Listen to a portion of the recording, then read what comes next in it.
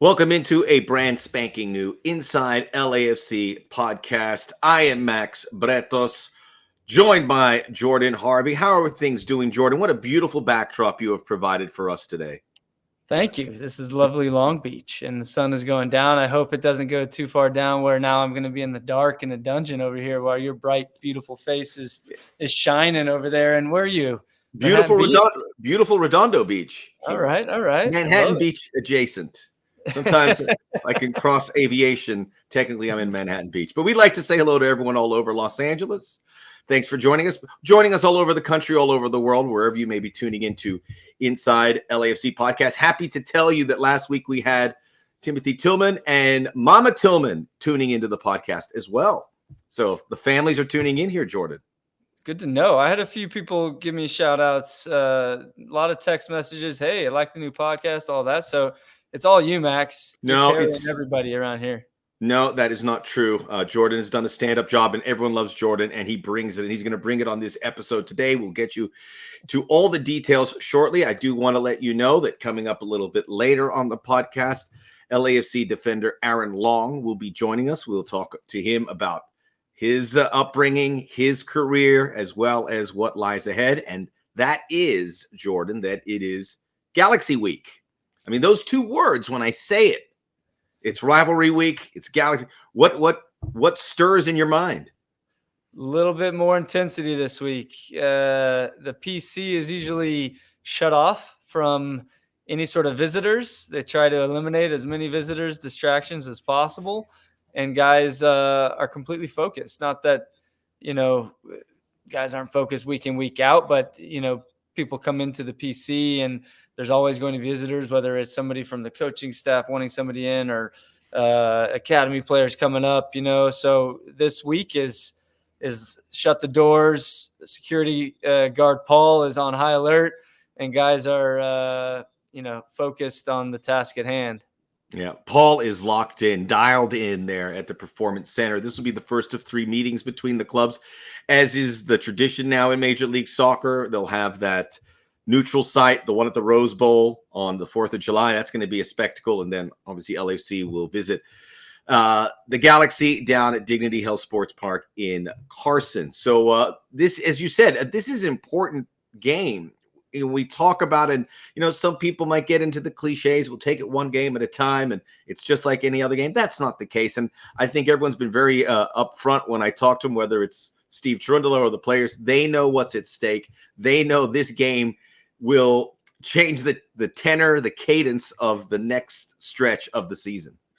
Yeah, a lot of times this game lands when one team is doing well, the other team is not, and then it's kind of a momentum shifter, if you will. And a lot of times in the recent history, it's been Galaxy not doing so well, LAFC doing well, and it was their chance to really give it to LAFC and have the fans have some sort of bragging rights. Right now, I think both teams are doing well. Galaxy obviously coming off a win. LAFC, trying to get back into the form that you saw early in the season and glimpses throughout. And now this is one that, both teams are going to look to win and hope that it propels them into the rest of the season. I look forward to your preview of this game because it's really interesting because the Galaxy are much improved. They are unbeaten thus far. As you said, they score goals. This is going to be a big test. And maybe it's kind of the situation where the LAFC need a lift. In years past, the Galaxy did, and they could get a result. Maybe we'll have that result. But I am going to begin this week's show. And by the way, this fixture is usually early in the season. This is a little bit later. Remember, last season it was supposed to be the opening week, and it got rained out. But it usually happens in the first month of the season. We're going to start with Black and Gold Rewind. Everyone loves it. Where we look back in the history of LAFC, we're going to go back to the very first meeting between the Galaxy. I list them first because it was down at their park, and LAFC. March 31st, 2018. We didn't know what this rivalry would be like. We had an idea it would be special. And that first game, and Jordan was with the club. He was on the bench. And by the way, I want to point this out that after that, Jordan got into the starting 11 and never let that spot go. Yeah, I'm not worried about it, Max. It's okay. It's okay. I think it's great that we can talk to you about walking out on the field, getting on that seat, looking around at the stadium and what was going on, and with all the expectations of this matchup and the reality that you saw before you, what were those moments like, seeing it for the first time? Yeah, it was a good start to the season, just to put a little context in there. And we were on the road a good portion of the first half of the season because at the time, Bank of California, now BMO, was being built, right? So we were at UCLA training facility. So there was a little makeshift there, but they made it really as seamless as possible. LAFC did for the players, but we were on the road quite a bit. And so this was the first game that our LAFC fans could really show up, right? And so that added to the intensity and the passion.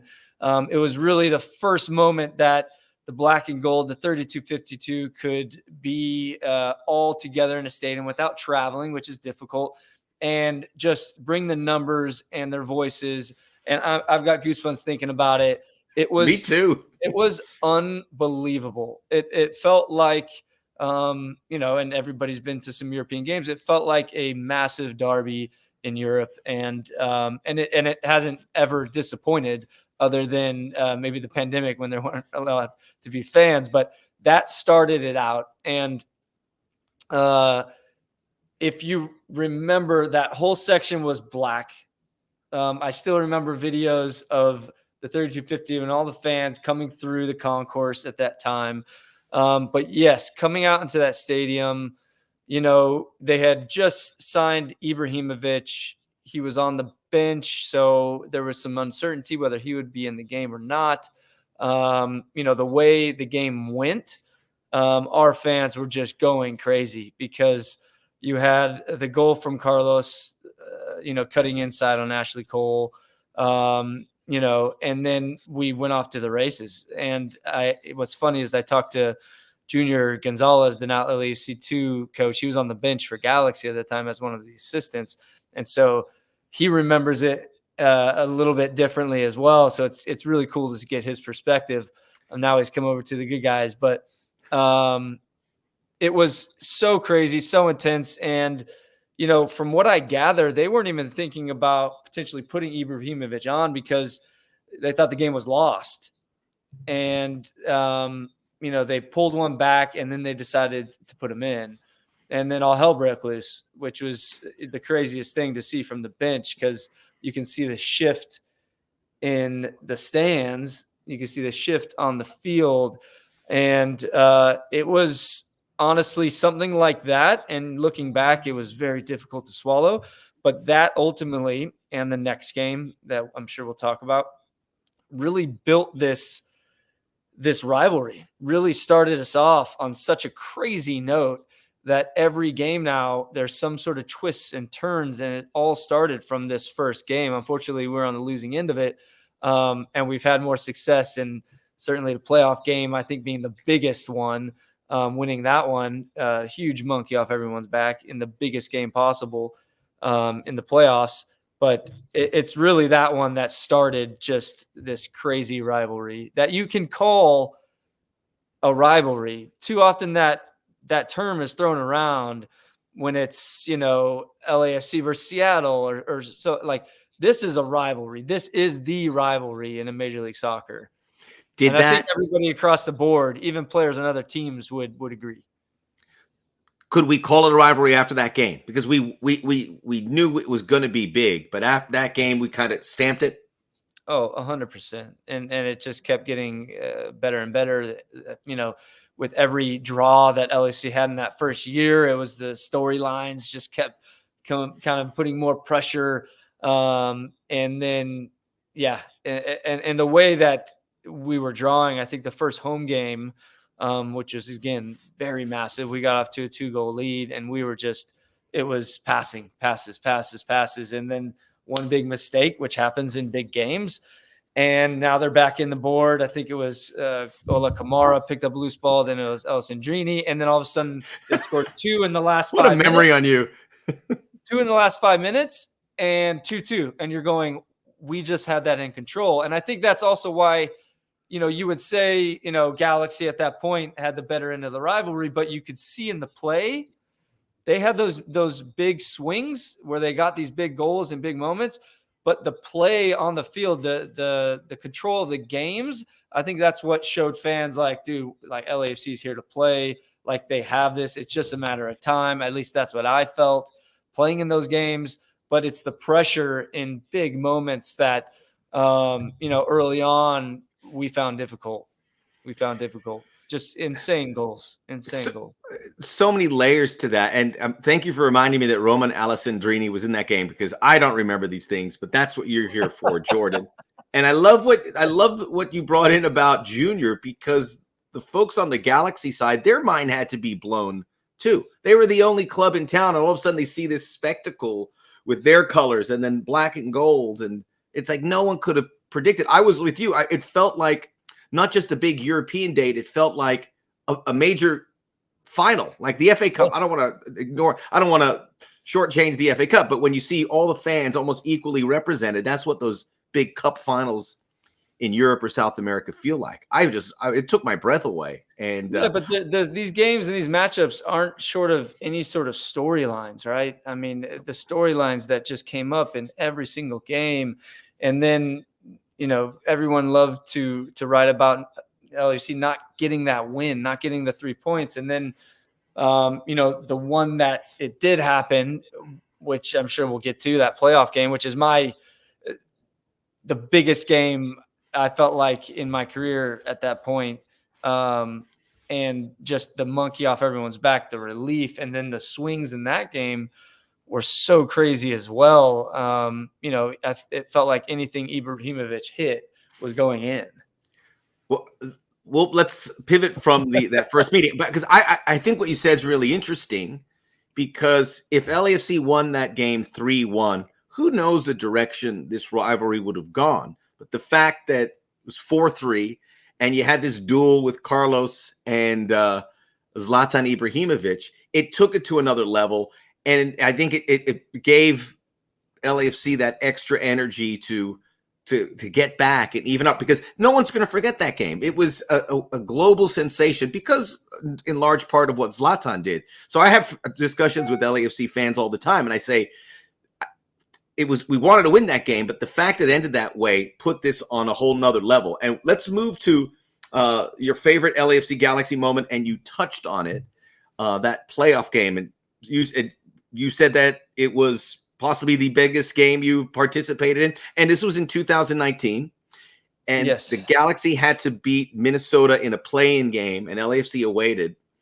And a lot of people said, let's get Minnesota. And I said, we want the Galaxy. We want this, because it's going to be a showpiece. No one wanted to lose to the Galaxy in that game. But boy, LAFC did not. It got a little uncomfortable, but that game was phenomenal.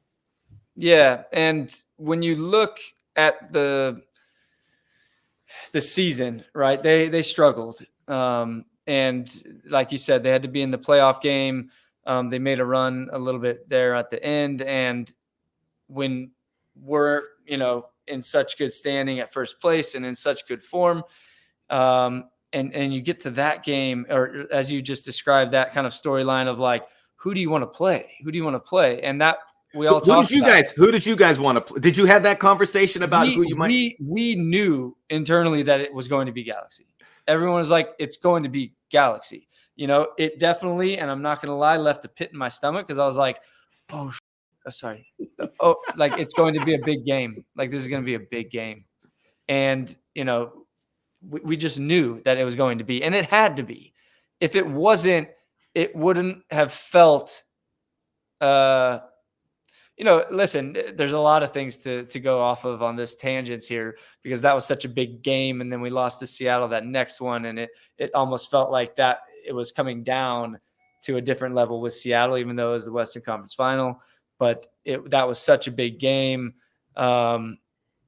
It's difficult to even think that it couldn't have been Galaxy. The storylines had to be, and that's what everybody wrote about, right? It's all steps too, and there was such a euphoria. And the Seattle game was a great example. I think everyone thought, okay, this is it, we're moving on. And then the Sounders may have used whatever was in their power to to suck that emotion out and use it to their advantage, because it was. And I have a lot to say about that game as well. I have a lot to say about that game as well. That's our next Black and Gold Weekly. Okay, that's our next Black and Gold Weekly. But this game, just going back to that, we touched on it the last podcast, Diego's goal, then Dio's goal, Carlos scoring to start it out with his right foot. Can remember that like it's yesterday, the emotion that he showed in that goal when he's usually cool, calm, and collected after these goals, and going to his family after him. Like he was psyched and pumped, and that just showed the level of emotion that was running through everyone's veins. And in that goal kind of let it out. I think with every goal, everyone it was just so much built up that the excitement and the joy and the beer that was tossed everywhere. I mean, the amount of wasted beer that was tossed on everyone was crazy. I think there's posters made of it, of Diamande just covered in it after his goal. But yes, that was a massive moment that I don't think anybody in those stands will ever forget. Certainly nobody on the field. I like how you said wasted beer, because that's what it is. It's what it is at the end of the day. What are you doing? What are you doing? What are you doing? Yeah. Those are expensive. The amazing moments that you laid out. I think of the Brian Rodriguez goal, it was a tie, but just things that stick out, because these years go by fast, Jordan. 6 years of this rivalry, and the league knows it's got something good. So generally they play 3 times a season, maybe more. There's been the 2 playoff games. There's been the 2 Open Cup games. There's been the MLS's back game where LAFC scored 6 goals. So much. And it's because of they fast-tracked this rivalry. And I don't have the history books in front of me. I don't have the receipts. I don't know what River Plate and Boca or Celtic and Rangers did in their first 6 years, but I would have to imagine this ranks somewhere. And I'm not comparing it to these other great rivalries, but I would say this one is moving up the ranks. So where does this rivalry rank for you when you think of within Major League Soccer? And all due respect, I don't think because the history of a Seattle-Portland, we move up there, but it's up on that bumper. And I think the potential for it to be a big global rivalry, when you think of all the great personalities that have been in it, the ceiling's high. Yes. I think given the history and the games that we just described, and there's more than just that, I think it has to be the top rivalry in the league. And it helps when both teams are doing well, right? And it was even when Galaxy wasn't doing so well. I do think that there is a fine line to too many of these games. I do. I do like when you're not playing a team more than 3 times. Then you get into like a playoff game, then that's 4. Or, some of these other competitions. So overdoing it, I think, is definitely a fear. You want it to be kind of few and far between, but the fans love it, the league loves it. But I have to put it up there as the top rivalry in the league. I'm obviously partial, but there is real animosity, between the fans. It's in such close proximity. Both teams are in LA, or relatively close to LA. There's no other, I'm trying to think in the league if I'm missing something, anywhere close. I mean, you have the New York teams. Yeah, that can't be up there. Difficult because until they get a stadium, I feel like there's not a real environment in Yankee Stadium. And then, Red Bull Arena, that one needs to be packed like it used to be. That's such a cool stadium. But yeah, I mean, long answer here. I think it's the top rivalry in the league. And when you watch these games, this is what all the players are watching, and that tells you something. All the players like watching these games. They have been nothing short of some of the best games in regular season history. So yeah, I think it's up there. But this is it's an LAFC podcast. So what else was I going to say? I don't think that's far. I don't think that's unfair at all. And for it to be a super tradition, top tier rivalry, the clubs have to be in the same city, and the only teams that are in the same city are in Los Angeles and in New York. There's some that are close, like Seattle, Portland, or the clubs in Texas. But as you said, the animosity and the fan bases, there's there's families here where there's a Galaxy fan and there's an LAFC fan within it. And that's just going to keep growing. So, there's guys at work or girls at work, or whatever, talking this game because it's in the same city. And that's going to separate it. So whether it's the top rivalry now, Jordan, it's going to be, I think for that very reason, it's just going to keep growing, whether they have 4 games a year or they have 2. Yeah. And it's not just the MLS sides, right? It's the whole club. So you think about the best games in the academy. I love going to these games because these players feel it. These academy players are all in because they've watched this rivalry and they've seen what it's become from day one, that initial game, and they feel that pressure and that excitement and that energy. And everyone has a passion for these games, and you see it in the academy all the way down to the youngers, and now with the second team. And the second team, that game's coming up, and that'll be a big one. And one that everybody circles on their calendars as, the biggest game of the season. And so it's a group, it's a club, to the Galaxy, LAFC Galaxy, they have a lot of history. But now I think the history that LAFC is riding is rich, and one that they definitely have taken notice of. Mark your calendars. April the 14th, Sunday, 7 p.m. local time, LAFC 2, Galaxy 2, down there at Titan Stadium. So start making your plans because there's going to be a lot of them. If you can, I want to see a packed Titan Stadium for that. We all do. That would be amazing. And I think the first team plays Columbus, if I'm not mistaken, the day before that. So that's a big weekend for LAFC, playing defending champs, the rematch of MLS Cup.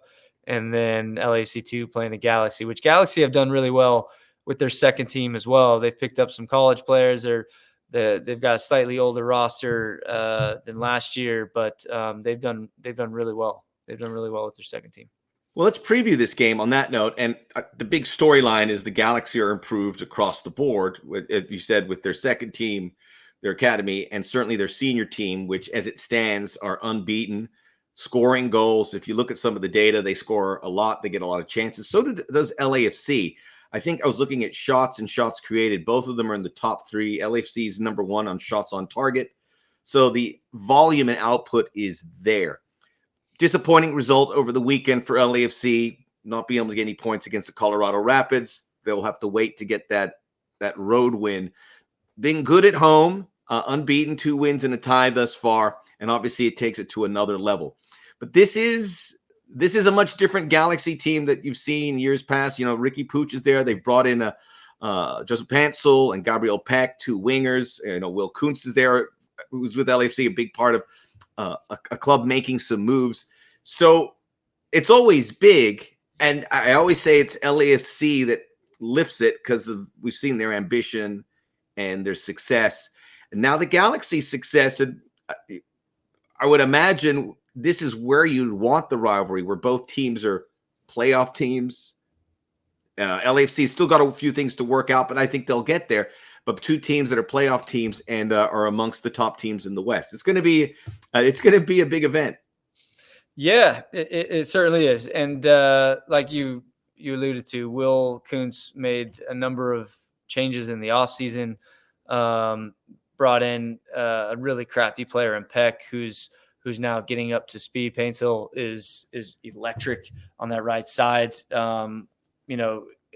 Seeing him for the first few games was eye-opening. I was really impressed. And then you have Djokovic, who's Joveljic, who's scoring goals. I appreciate that. You're thinking tennis. Not to be confused with tennis. So no, they've got a good roster. Like I said, they eased kind of Peck into that lineup, and then they're free flowing. And I think where LAFC, especially at home, if a compact, organized, which I know Steve will have them, breaking that down or not allowing them to break them down. And then controlling the game like they do at home. I'm confident in LAFC. The last game at home was Nashville, which That was, Nashville was missing a few guys, but that was a very convincing win. You go to Colorado, it's a difficult place to play. And I think that's something that you look at this early part of the schedule. It's been really tough for LAFC, looking at these games. And so I think this is a perfect moment for LAFC to really bring that intensity, bring that quality, all the things that Galaxy brings, that creativity, that free flowing, really electric attack. If they're able to control those guys, then I think where Galaxy is susceptible is their defense, right? Because Puig is going everywhere to get the ball, sometimes unorganized. So I see LAFC being able to capitalize in moments like that in transition. And then I think the thing that is ultimately now shifting is with Edward Atuesta in the lineup, and the more everyone gets acclimated with him, I think the more control LAFC will be in games. I think that is now coming more and more. And so at home, I think we're looking at a good defensive shape, and then in moments of transition, but then also being very cognizant of their ability to transition and then being able to connect passes so you can set up your offensive marking and really control the game. If you turn over the ball, everyone's in good spots to really control their amazing attack. So it'll be an exciting game. This is what's fun about it's difficult, and you could talk to JT or John Thornton about this, but with the success of teams, then comes turnover, because you can't keep all these players on one roster if you have the success that LAFC has. So then there's new characters that step up, right? You saw David Martinez come into the fold. I mean, what an amazing young player that is.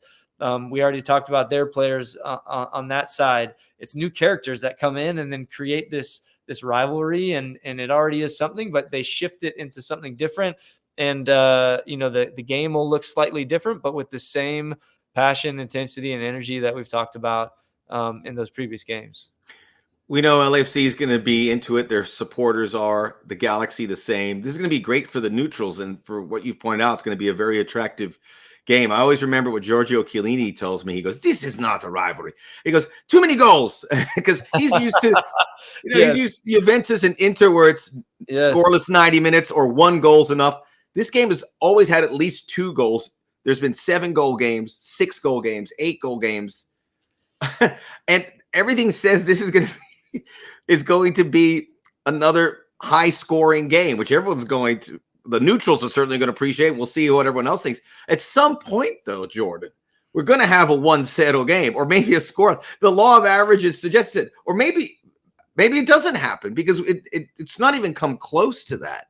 There's always a goal. There's always an early goal. Yeah, and Giorgio's funny because they just close shop. They park the bus, and it's just that doesn't happen here. No, it's like, and then the difference that I would say in previous games is, Steve is very pragmatic. So I do foresee, if there is a lead, him putting in defensive subs to then just lock it down, which I totally agree with and understand, because this game can just get crazy. The issue with that is if they do get one, and then you have these defensive subs and you have to go on the attack. So it's just a cat and mouse game. It's going to be an exciting one.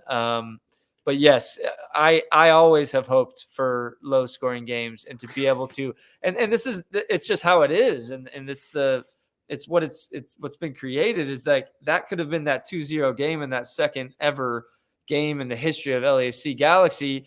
And who knows, then maybe the next games are kind of the 1-0s and everything. It's just the way it's gone. And everybody, I don't know if it's just acceptance that everybody goes, well, there's going to be, 5 goals, so let's just keep going for it.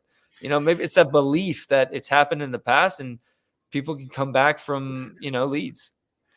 You kind of touched on it, but is there a key that maybe stick out to the result here?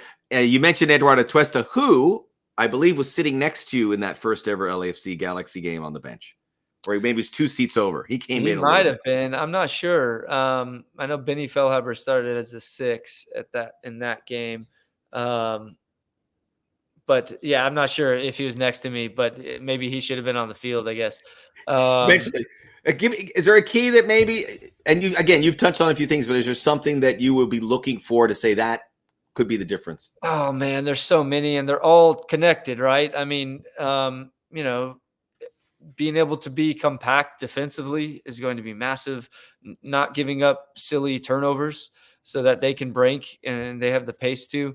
In the event that we are stepping to try to win ball, if they do break us down, then getting in a lower block so that there isn't that space in behind. It's going to be huge on our fullbacks. They have crafty wingers. Those are the ones that really create their attack. And from the midfield, they can spring balls at any moment. So just being completely aware of that, maybe staying home in moments, knowing that that is of the utmost importance, and relying on your attackers to really do the attacking, no overlapping runs, maybe just being more professional in these games. This is why you need Giorgio Chiellini in there, just some professionalism, so that you aren't left susceptible in the back, because the more we can control the game, the more passes we make, that will set us up in moments of transition. If this game turns on its head, like it has so many times, and it turns into a back and forth, then they have some quality attackers that can make us pay, like they have in the past. Atunya, Pavone, Ibra in those games. This is how they've always had some quality in certain moments, and they've risen to the occasion. I think the more LAFC can control this game and really not allow them to break out and run, I think the better. I think that's a great key. Jordan, a lot to absorb. We can't wait for Saturday to come. It's going to be electric. BMO Stadium, get out there. If you can't get to the game, MLS Season Pass on Apple TV will have you covered. Before we go, LAFC 2, 3-0-0, and they won in a penalty shootout. So sorry, you corrected me on Jovic. It's 2-0-1, so it counts as a draw. But they get the they get the extra point. That's going to ruin my graphic, but 2-0-1. But this I know. I should have said this beforehand. So it's a draw, but you get the extra point. So I'll take it. I will absolutely take it. But what I do like, and Junior Gonzalez, the head coach, wants to forget about last year, and the penalty was we lost 7 out of 7 penalties last season. That is incredible. It's impossible. And this is the first penalty shootout. So I count it as a win. So put that 3 on there. Put it back up. It was a huge penalty kick. David Ochoa stood on his head down the stretch and had some great saves in the penalty shootout. I was so proud of these boys. And, they fought hard in Colorado, difficult place to play. And, they got the draw and then went into penalties, and everybody stepped up big time. Even Leo Flores, who missed it, I thought it was an amazing penalty. It was a great penalty, just went off the post. But David Ochoa was not to be denied. What a great game he had. And yeah, keep it rolling. Keep it rolling. These young kids are really proving themselves. I'm happy about it. And we look forward to having David Ochoa on the Inside LAFC podcast very soon. It's an incredible story. We'll talk more about it, but all good. Excellent, Jordan. Enjoy the game, and let's get those 3 points. Thanks, Max. Inside LAFC podcast. Jordan, Harvey, we will roll on. LAFC defender Aaron Long will join us on the pod next.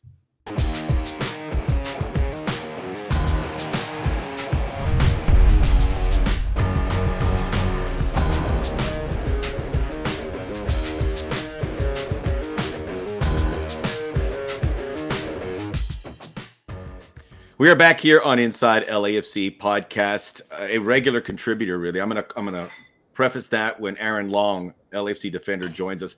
Getting ready for big rivalry week. How are things right now in preparations for the first edition 2024 LAFC and Galaxy?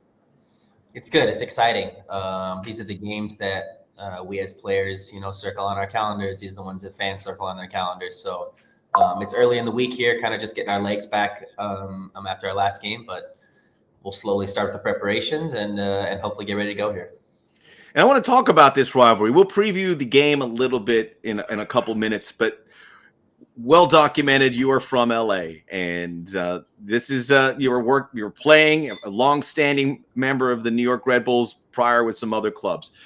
LAFC came into existence 2018, and this rivalry was born. We spoke about it with Jordan Harvey. Curious, from your perspective, your impression of the rivalry being from LA.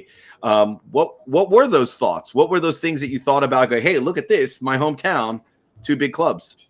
Yeah, it's where it is now. It's amazing, right? It's great. I think what makes a good rivalry are big moments, and this the way that this rivalry has slowly built and built and built, and had some amazing iconic moments throughout the years.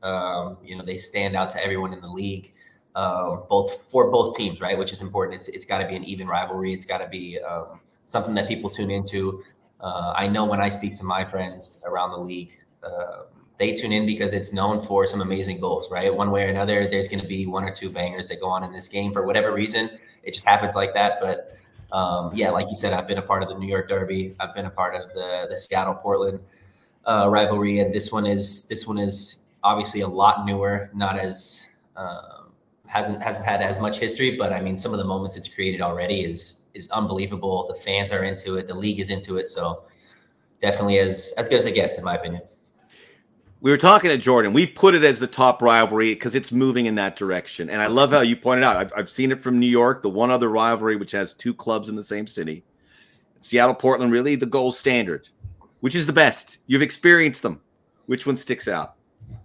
It's hard to know which one's the best, right? I feel like it ebbs and flows in terms of like the popularity of the teams, how good both of the teams are, how good the games are. If it ends in a 0-0, it's like, okay, how good was this rivalry this year? But again, just if we're looking on just iconic moments, I mean, LA has got some crazy ones. it's some of the goals if you just run the highlight tape of the goals of the LA games, it is nuts. It's madness. Never had a scoreless game. Never had a 1-0 game either, I believe. You were you were obviously black and gold, but a neutral prior. Is there a moment from these games that you watched that sticks out?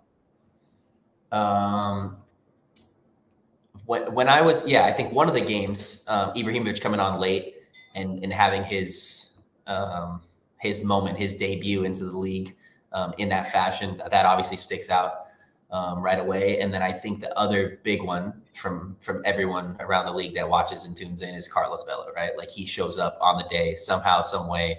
The ball finds it on his left foot, outside the box, curler. Like, it's inevitable at some point. So I think those are the two that stick out the most to me.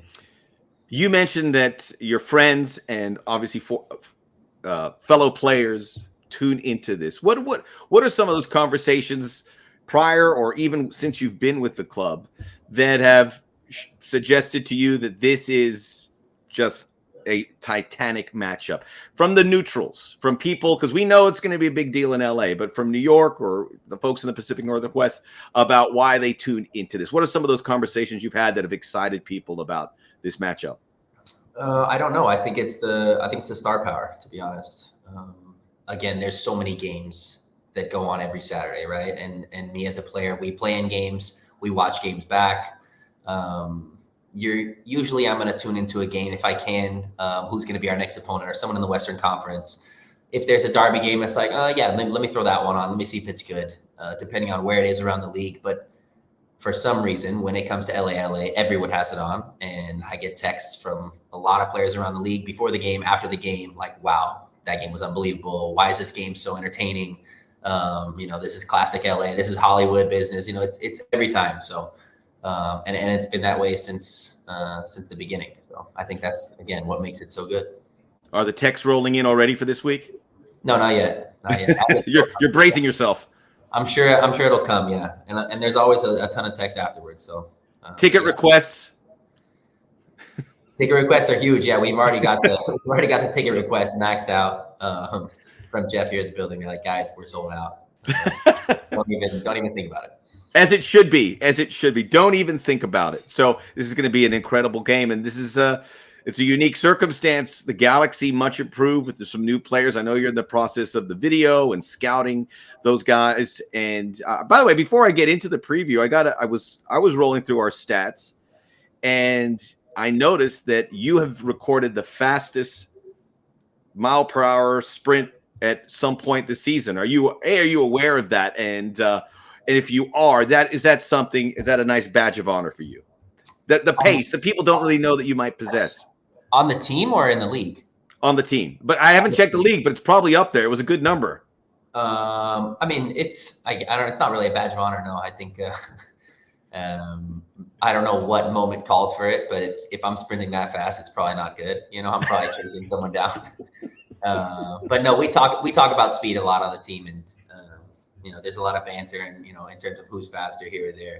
Me and Denis have a good rapport in terms of who would win in a race. His secret, so for the viewers, is apple juice. Denis says if you want to run fast, drink apple juice, and that's his pre-game go-to. That's his post-game. So that's his secret. So you guys know that's like Mike's secret stuff right there. Do you have a secret ingredient? Because you are. No, I don't. He tries to get me to drink apple juice. He's like, "You want to run faster? Then drink your apple juice." And I'm like, "No." Apple juice sales just soared based on what you just said, because Denis is. Denis, yeah, the cream of the crop. Absolutely. Well, he's a super athlete, but Aaron, we've talked many times that describes you as well, and being able to play so many sports, and just looking at you, and this helped propel you to MLS Defender of the Year and 2022 national team player. Talk about your athleticism, because that's, so many parts about the sport, the technical aspects, the experience, but leaning into your athletic ability, whether it's speed, whether it's verticality, getting up in the air.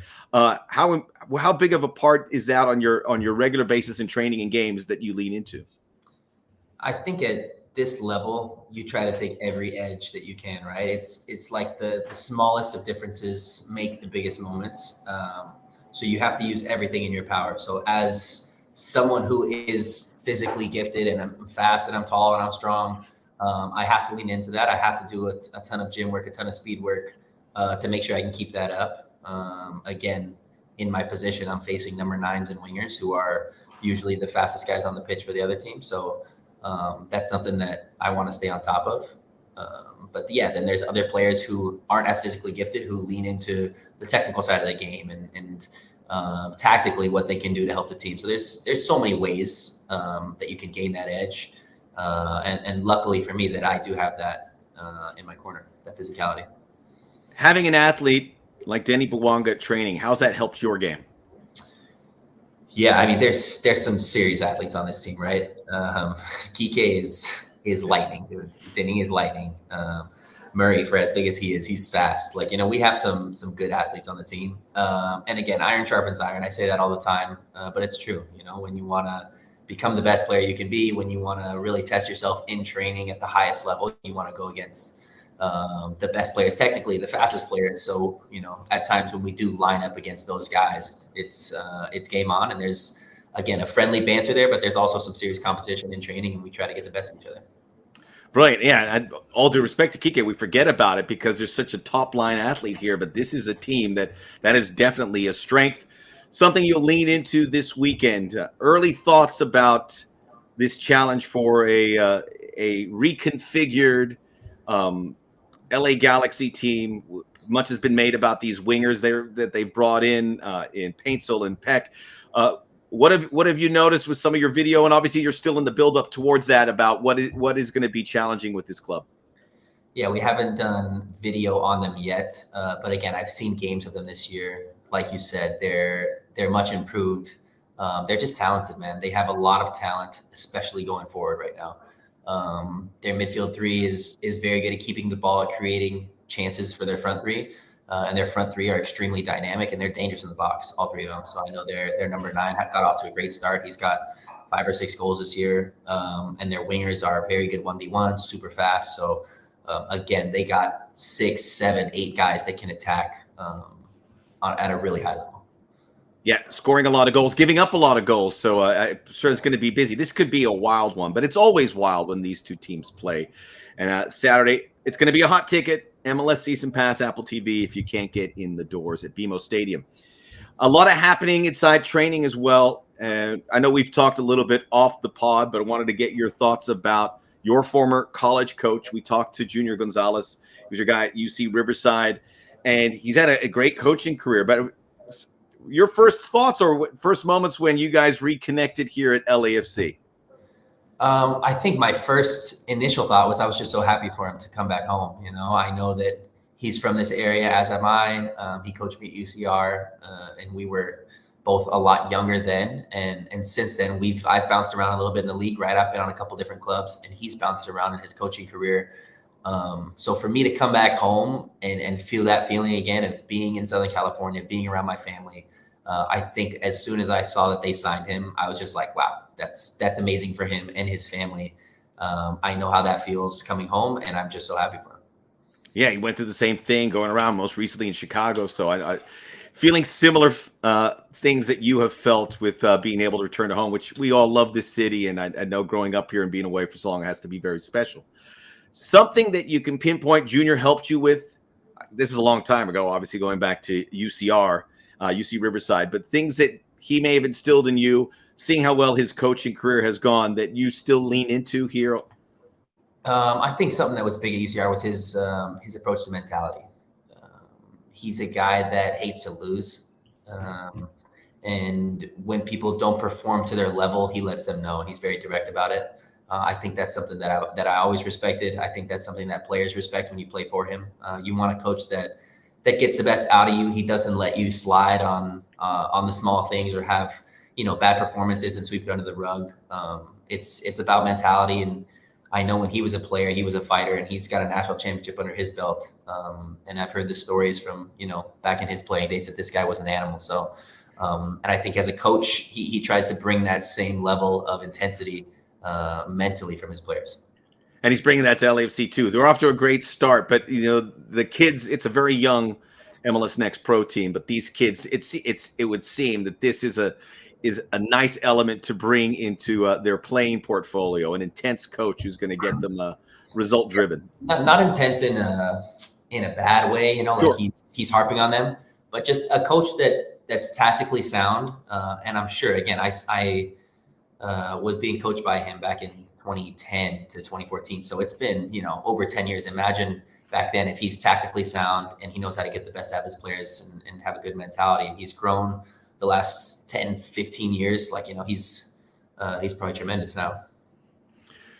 All really good stuff. By the way, I was watching. You've had a great season, Aaron. You don't have to say it. I think I've been watching you and all the data points and just the eyeball test. The national team game, I know the aspirations are still there. I strongly believe there's a future for you there, but would you watch, certainly tuning in, see how the United States did with their victory over Mexico? Absolutely. Always not missing that game. We're talking about rivalries. Come on. Yeah. No way. There's no way in that one. That rivalry, I mean, at least both teams have been winning back and forth on the club level. The U.S. have been kind of one-way traffic lately. So lately it has, yeah. Lately we've got the best of them. So let's try to keep it that way. Hey, I was told to ask you before we parted ways here about the house flipping. You've got in there with Hollingshead, is that correct? How's that going? Yeah, not so much house flipping, I would say, but some real estate ventures that we're getting into together, definitely. Where's the hot spot right now?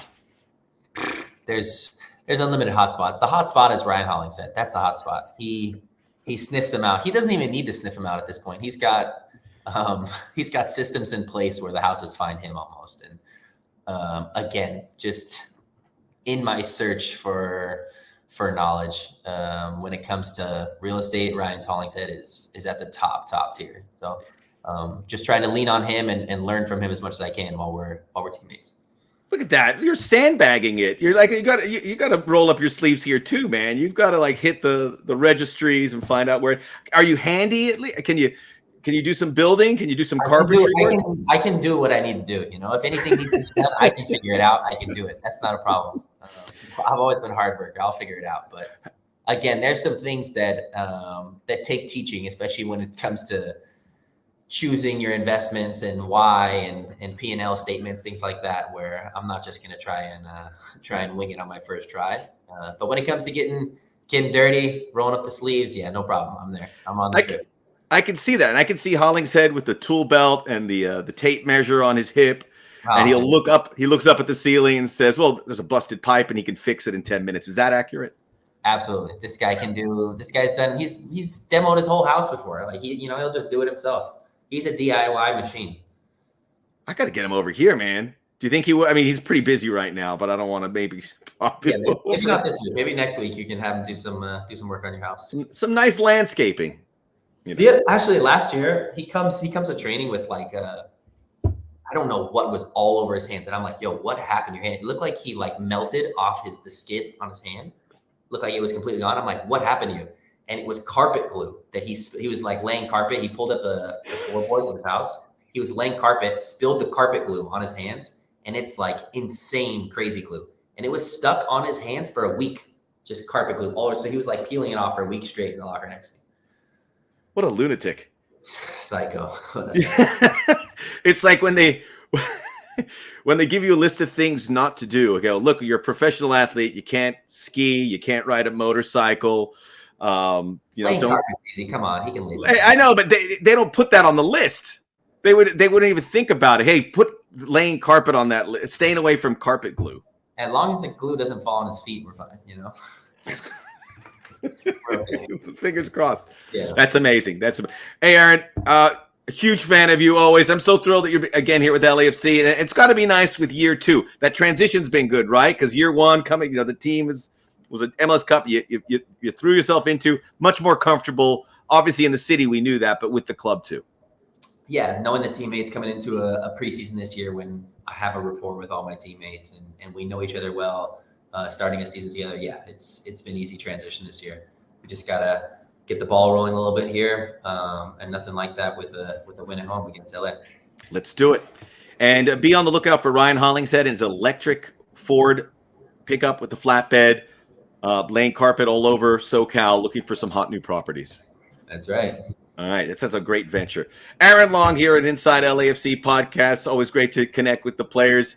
That's all the time we have for this week. As always, rate, review, download, subscribe, tell a friend. Available where you get podcasts, also on YouTube and Apple TV, wherever you need to catch it. We will join you next week. We'll talk about the Galaxy and look forward, as we always do. On behalf of Aaron and Jordan, this is Max. We'll see you next time. Thanks, Max.